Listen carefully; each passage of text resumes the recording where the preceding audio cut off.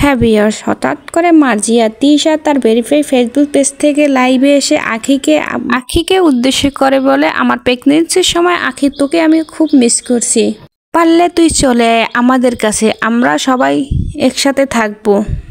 আখি এবং আহাদের রীতিমতো ডিভোর্স হয়ে গেছে, কিন্তু তাদের ডিভোর্সের পর কেন তিশা আবার আখিকে চলে আসতে বলল? হ্যাঁ ভিউয়ার্স, বিস্তারিত জানতে হলে পুরো ভিডিও স্কিপ না করে আমাদের সঙ্গে থাকুন। আখি লাইভে এসে মুখ খুলছে, আপনারা সবাই হয়তোবা জানেন আমাদের ডিভোর্স হয়ে গেছে। আপনারা হয়তোবা তিশার লাইভ ভিডিওটা দেখেছেন, না দেখে থাকলে আমি আজকের ভিডিওতে তিশার সেই লাইভ ভিডিওটা দেখিয়ে দিব। বর্তমানে তিশা 3 মাসের অন্তঃসত্ত্বা। তিশা এবার প্রথমবারের মতো মা হতে চলছে এরকম কোনো কথা নাই, এবার তৃতীয়বারের মতো মা হতে চলছে তিশা।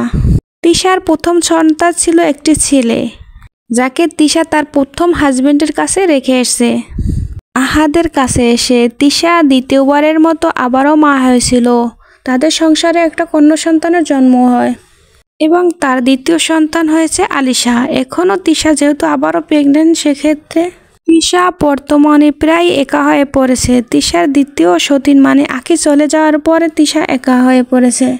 তিশা এবং আখি দুইজনই প্রমোটেড কাজ নিয়ে ব্যস্ত।